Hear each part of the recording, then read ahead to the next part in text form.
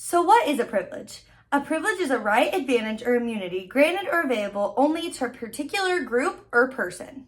I really didn't realize how privileged I truly was until I took this class just because my worldview, I'd always been given what I needed to be successful. I've had access to lots of privileges that I didn't realize most people don't have access to just because of that this was the world that I grew up in. A lot of my friends had access to the exact same things as me, so I wasn't able to get a different perspective on how other people might not have the same amount of access to the stuff I do. In a lecture by Dr. Hernandez on February 6th, he gives this Bob and Sally analogy, saying that Sally went to a school that had great healthcare, good school supplies, lots of equipment, great teachers, while Bob went to school that was more dangerous, had few supplies, was constantly overworked, and had a lot of inexperienced teachers. It wasn't Bob or Sally's fault that both of them went to these schools. It was just the circumstances that they were in. And a lot of times we take time and blame Bob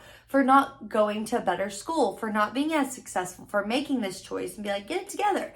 While Sally, we praise her for going to great school and having great teachers and being really good at academics when they came from different backgrounds in the first place. In a TED Talk by Scott Galloway, he talks about how higher education costs are skyrocketing tuition fees and student debt is a burden to young people while universities prioritize prestige over accessibility. So, like Bob and Sally, accessibility isn't available to both Bob and Sally equally. To combat this, we have created the Robin Hood program, and that is a split between taxes of the people and taxes of the state to try to give some of the taxes to education, but it still doesn't equal equality over everybody, and it's not a perfect system. The three privileges that are most beneficial to my life are the SAT and ACT, having the opportunity to take as many times as possible and as needed to, and not having to worry about the cost. Food, it kind of hurts to even say that food is now considered a privilege, like food shouldn't be a privilege.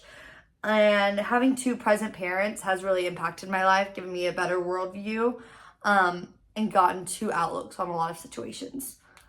Without these three privileges, I think my education experience would have looked a lot different, being that I would have taken the ACT and SAT probably just once, times, maybe.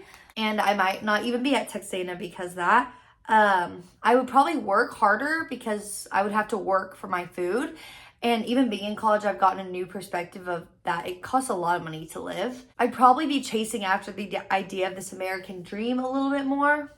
And like I mentioned earlier, having two parents has given me a different worldview.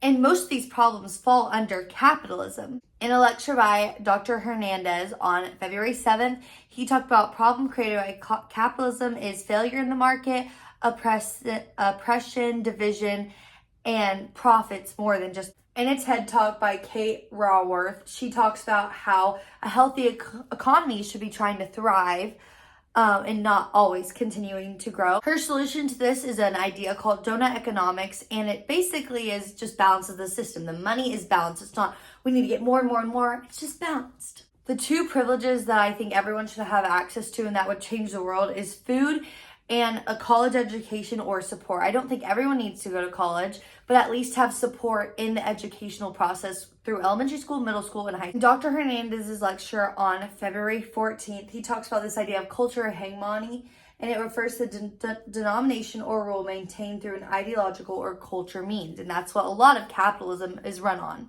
It builds this idea that we can't do anything to really change the system. And it has led me to start thinking, why do I get food and some people don't? Why is that a privilege for me and not others? In conclusion, this all goes back to the veil of ignorance, which the veil of ignorance is a device for helping people more fairly envision a fair society by pretending that they are ignorant of personal circumstances. And I think in my two interviews, we see this the most. Ryan talks about how privileges would have made him a harder worker, and at the end of the day, you just still decide who you are. You can't let your privileges or lack of privileges define who you are and the actions that you make. While me and Reagan's answers were a little more similar in saying that we both believe having two parents present changes the game, and also realize, like, taking back in a step and realizing how privileged we truly are.